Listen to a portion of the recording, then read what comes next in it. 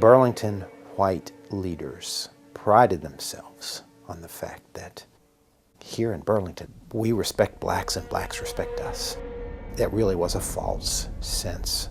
And clearly the riots that occurred in May of 1969 destroyed that perception.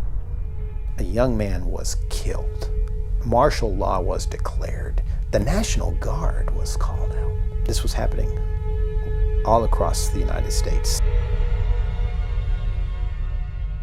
It was a time when schools were being integrated and they were closing a number of black schools and mostly bringing the black students to the white schools. We didn't mind integration, but they closed the one place that we felt safe, and that was Jordan Sellars High School. They closed it and they decided to put some students at Williams. We wanted the same equality as the Williams students.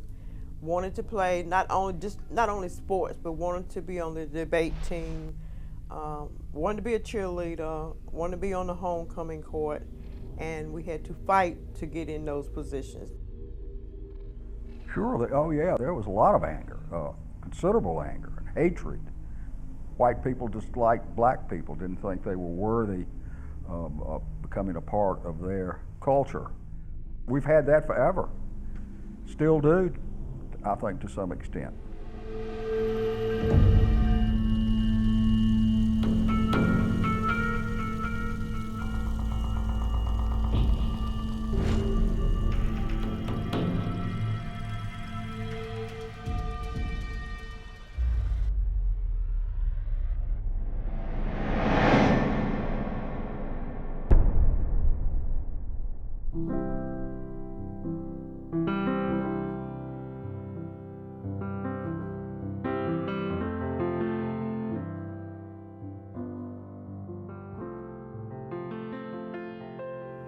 Jordan Sellars students walked out and were on their way to Williams.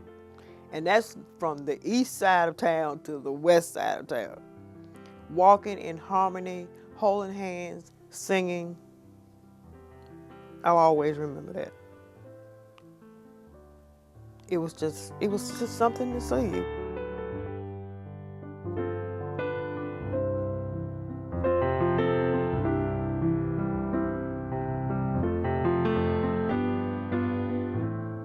But then something triggered it. I don't know what it was, but something triggered it, and that's when the riot started. And it was awful. The black individuals marched from Williams High School to the central administrative offices on Fisher Street, and I was standing there in front of the building. They got right to the front, kind of like a signal. They all just ran into the Central School Administration offices and overturned desks, threw typewriters out the windows, and then they started jumping out of the windows and running. And I remember vividly there was this stone wall that came down beside the school administrative building and a parking lot. And all these police officers with their riot guns and shotguns and all kind of leaned on this, and I just knew that they were going to shoot at these people as they ran, but they didn't. They didn't. Thank goodness. So that was pretty much the start of it right then. And we stopped right at the corner of Rauhut and Apple Street, and that was ours. And see, the whites hit all of the southern part of Burlington, but we hit that little corner in the north part, and we were gonna keep it.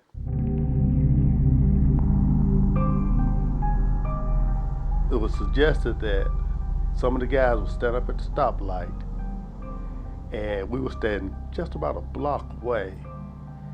And every time a car would come down with a white person in it, somebody would yell, "Honk it," and we would try to stop the car from coming through. And it just escalated, and we started throwing pop bottles, and I mean, it was just unorganized. To me, it was just like a little mob scene. Fox's Fish Market. It was on fire. Somebody had thrown a Molotov cocktail through a window. They called for reinforcements, and they had what was called a pepper fogger. You had to crank it sort of like a lawnmower. It was kind of funny because you couldn't get the darn thing to crank. All this time these bottles were coming down, and I knew right there that I was in trouble because all these police officers had gas masks. I didn't have any gas masks. When the National Guard got there, that's when everything broke out. And you could just be riding down the road and get shot, you know, for no reason. They started throwing tear gas, and I guess they was firing in the air. You're just minding your business, going along, and then all of a sudden, bam. You always were looking over your shoulder or looking around, just afraid, because you didn't know what was going to happen. They just went crazy too. I mean, to me, they was like a mob. And that's why I lost respect for the policemen.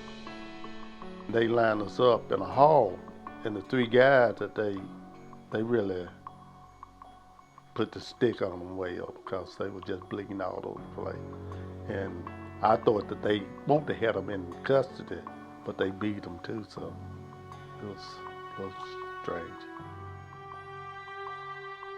I think the first night was the night that the young man was killed. It ended up being some kind of gun battle. It's about around 6 o'clock, I think. Leon, his first cousin, took a notion to just walk over while the store was burned down. Just walking around, just looking. National Guard, when they saw Leon and his buddy, they shined the light on Leon stood still. He didn't go nowhere. Like I say, he held up his hand. That was it. And they shot him.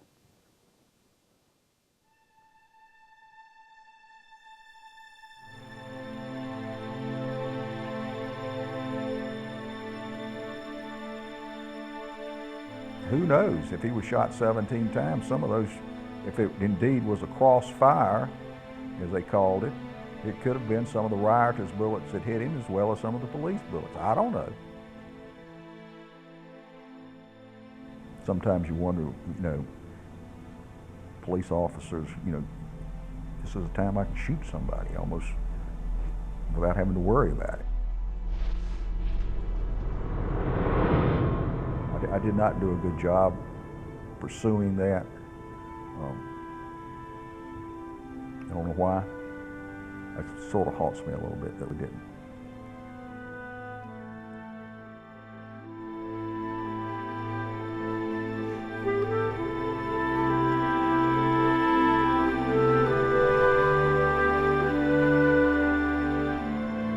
If whites in Burlington have no clue that a young unarmed boy was killed, then it's easy to sort of in a cavalier fashion say, oh, what are blacks so unhappy about?